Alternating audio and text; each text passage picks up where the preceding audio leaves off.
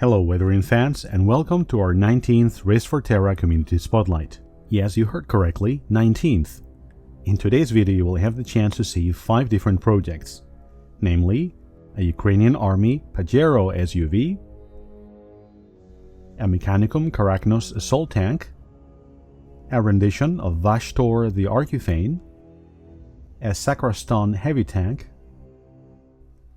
and last but not least, a set of Kill Team Gallowdark Terrain.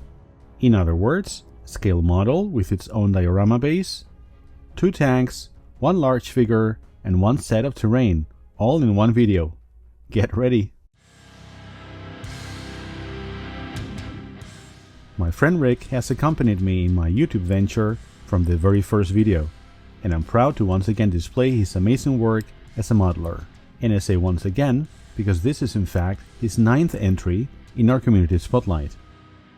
When Rick told me about this Stockholm 1/35th scale kit and the accompanying figures, the first thing that made me smile was the fact that I used to own a car very much like this, albeit without the Orcs Must Die sticker on the spare wheel.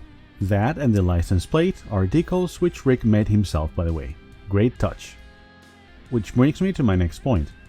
As some of you know, I'm a teacher by trade, and several of my students happen to be Ukrainian refugees. In fact, some of those Ukrainian refugees are also members of my school Warhammer club. So, I guess what I'm trying to say is, if Rick's sticker, or the slightly political nature of this project, somehow bothers you, you can fuck right off. And with that out of the way, allow me to concentrate again on Rick's work. When I asked him what the biggest challenge was, Rick explained that he'd had difficulties with his static grass applicator, which he had never tried before. He thinks it's either not going to use that again, or that he'll have to experiment some more before he does. What Rick enjoyed the most was using live color liquid pigments to create dust effects, particularly on the windscreen. My endorsement of this product a few months ago led him to try it again, so for me this is the best kind of feedback possible. Happy to hear that, Rick. Now I have to say that the effect on the windscreen, with the marks left by the wipers, is also my favorite element in Rick's project. Together with the sticker, that is.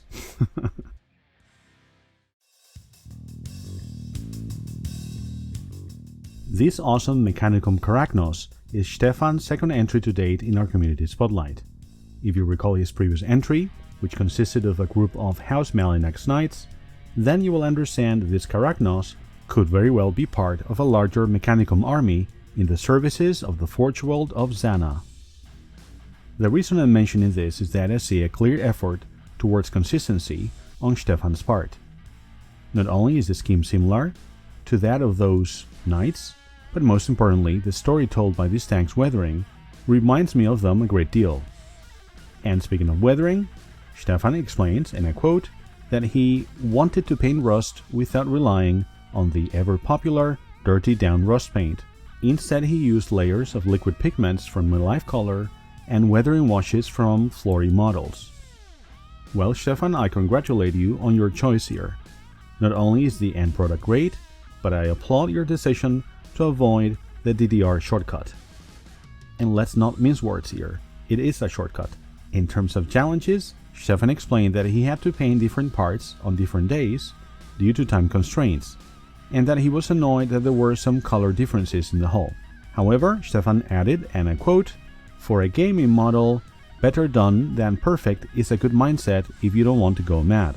Well, Stefan, I have to say that I wholeheartedly agree, but at the same time I'm pretty good at nitpicking myself, and I couldn't really find fault with your Karacnos even if I wanted to. So keep up the good work, be it Mechanicum related or otherwise, and see you at our next hobby hangout.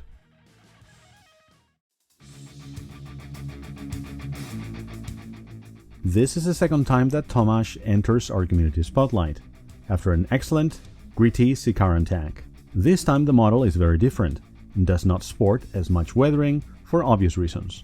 But all of us thought that it deserved to be showcased regardless. When I asked him about the main challenge that he faced with this project, one of the things that Tomasz mentioned really resonated with me. He wondered, and I quote, "How should you weather the metal of a nasty demon who is also a master artificer?" I agree with Tomasz that this is something to consider when tackling a model like this. But more than anything, I think it speaks volumes of his commitment to storytelling. One of the things that Tomasz enjoyed the most was using thin copper wire to recreate the lightning effect. He explains, "A lot of painting can get repetitive at times, but something as simple as bending copper wire into wild lightning shapes can be surprisingly enjoyable." Well, I'm not sure that would have been so enjoyable for me, but hey, that's the beauty of the hobby, right? We all find different things fun. Personally, my favorite element in this project is the demon's glistening skin, even if it doesn't have to do with weathering. That was a really tasteful, original choice, and I also think that the contrast that it adds really elevates the model. So Tomasz, my question to you is, will there be any dark Mechanicum monstrosities in your near future? It seems to me like the logical connection between this guy and your Sicaran.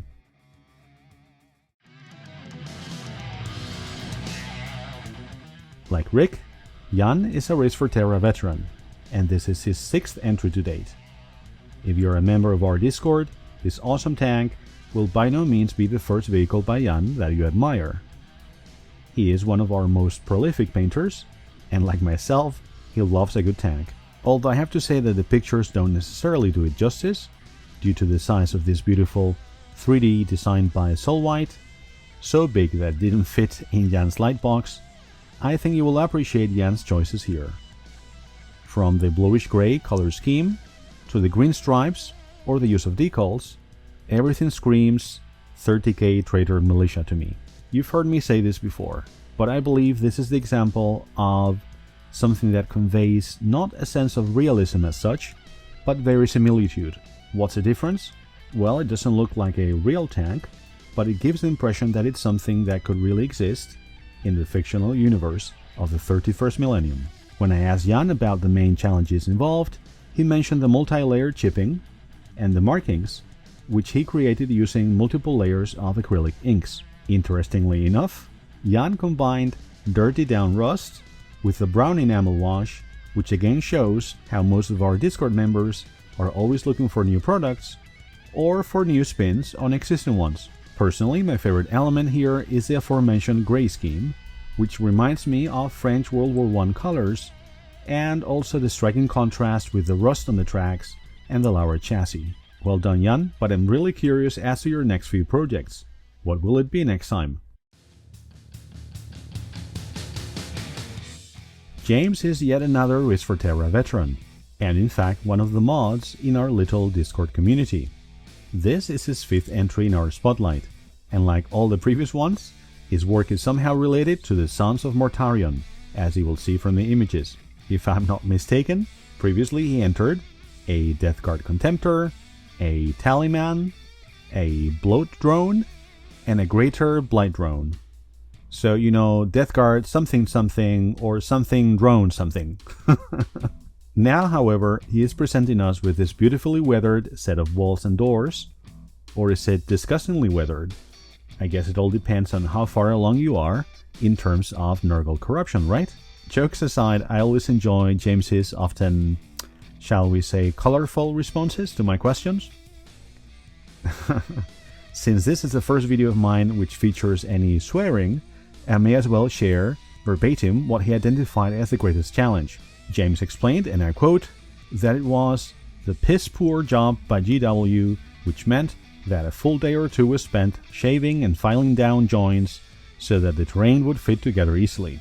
On the other hand, one of the things that James enjoyed the most was the decals, which he tells us were obviously great fun and a real focal point for some of the walls. Now, if I'm not mistaken, those are custom decals for displays and screens by a company called the Mighty Brush. It seems like a great idea, and I just love the phosphorus green finish that James gave them.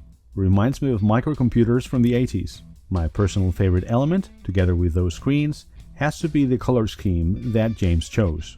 I love the grayish white that he went for, which is really fitting.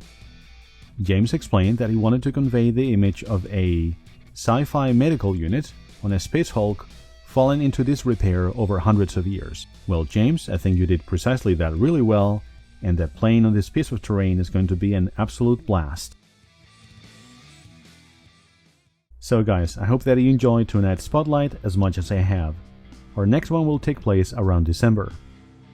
Once again, I would like to thank everyone who is supporting me as a YouTube member. Your generosity helps me keep the lights on, and your positive energy makes everyone else feel right at home on our Discord.